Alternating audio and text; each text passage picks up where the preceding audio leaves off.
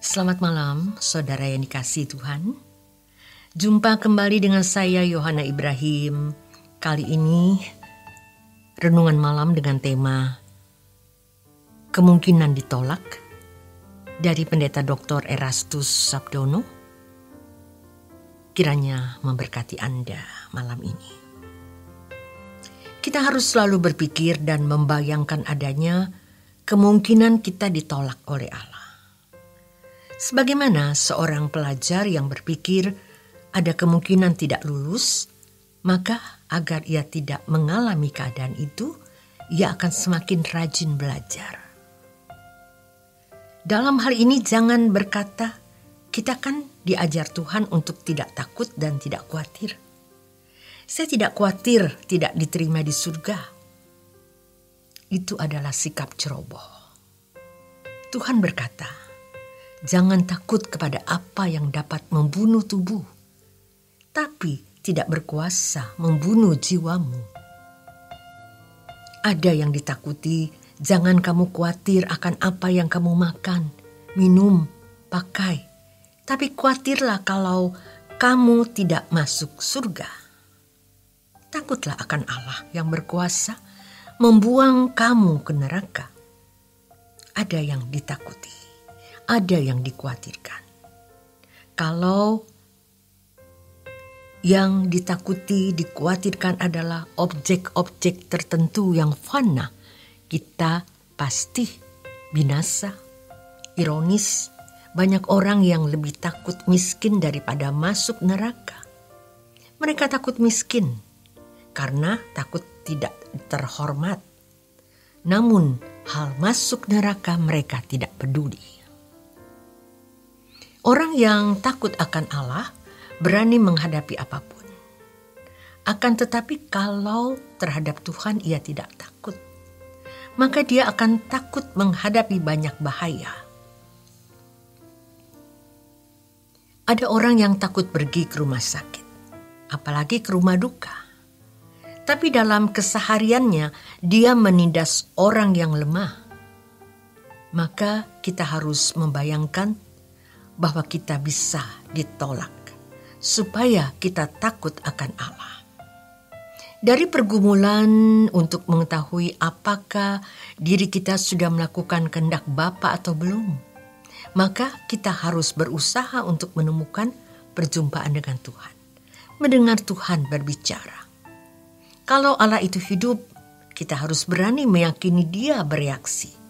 Dia merespon kalau kita mempertanyakan sesuatu kepadanya. Oleh karenanya, jangan bergantung kepada manusia. Orang harus benar-benar hidup bersih. Kebahagiaannya hanya diarahkan pada Tuhan, bukan pada dunia ini, sehingga dia bisa menghayati keberadaan Allah dan mendengar suara Tuhan. Jika dia berbuat suatu hal yang itu tidak berkenan, damai sejahteranya hilang. Hal ini tentu tidak dapat diajarkan sepenuhnya melalui kata-kata, tetapi harus dialami. Mestinya kita sadar, sekecil apapun masalah itu, kita tahu ini berkenan atau tidak. Kita mau memiliki kematian yang bermartabat. Orang yang tidak memiliki kepastian apakah dia diterima atau ditolak oleh Allah, pasti dia tidak memiliki kematian yang bermartabat. Tidak mungkin. Keselamatannya pun sebuah spekulasi.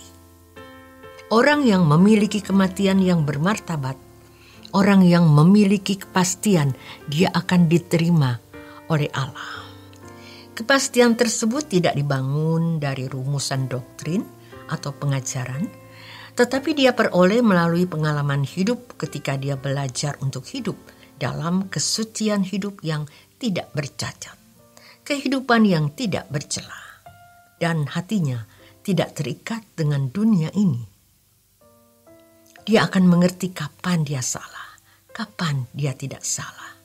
Dia pun tahu apakah dirinya masih terikat dengan kesenangan dunia ini atau tidak. Dari situlah ia memiliki kepastian. Jadi Kesucian hidup itu bukan sesuatu yang gelap atau spekulatif, melainkan sesuatu yang dinikmati dan real. Apalagi ketika kita dengan berjumpa dengan Allah, kita bisa merasakan perasaan Tuhan. Bagaimana Tuhan menerima kita waktu kita datang menyembah dengan hati yang bersih, atau kita dengan hati yang kotor, dan kita merasa ada yang tidak tepat dalam hidupku. Sebagaimana Tuhan katakan, kamu tak dapat mengabdi kepada dua tuan. Kita bisa mengerti posisi kita saat ini bertuankan siapa. Jangan sampai sudah tua, masih punya ambisi dan belum mengerti kepada siapa kita mengabdi. Di sini dibutuhkan juga kebenaran yang mencerdaskan pikiran kita. Semua ini berjalan secara simultan atau terus berjalan bersama. Dari kesediaan kita tidak melakukan pelanggaran umum, lalu mulai berkembang ke batinnya. Lalu kita juga tentu harus belajar firman Tuhan. Kita harus punya jam doa untuk merasakan kepekaan, kehadiran Allah. Kita akan bisa merasakan perasaan Tuhan. Jadi, kalau sekarang kita masih bingung, hal itu disebabkan karena hidup kita masih keruh.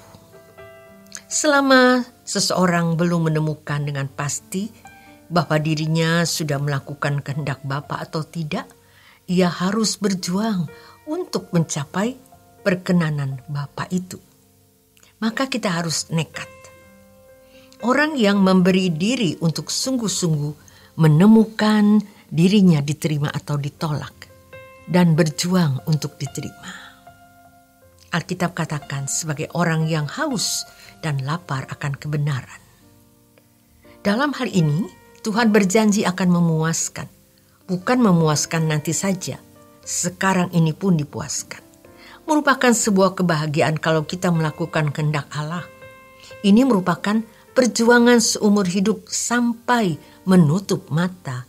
Melakukan kehendak Allah harus menjadi agenda kita satu-satunya agar kematian kita bermartabat. Kita harus selalu berpikir dan membayangkan adanya kemungkinan kita ditolak oleh Allah supaya kita takut akan Allah.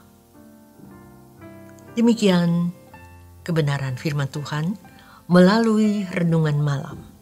Selamat menikmati istirahat malam Anda bersama keluarga dan orang-orang yang Anda kasihi. Selamat malam, selamat berjuang.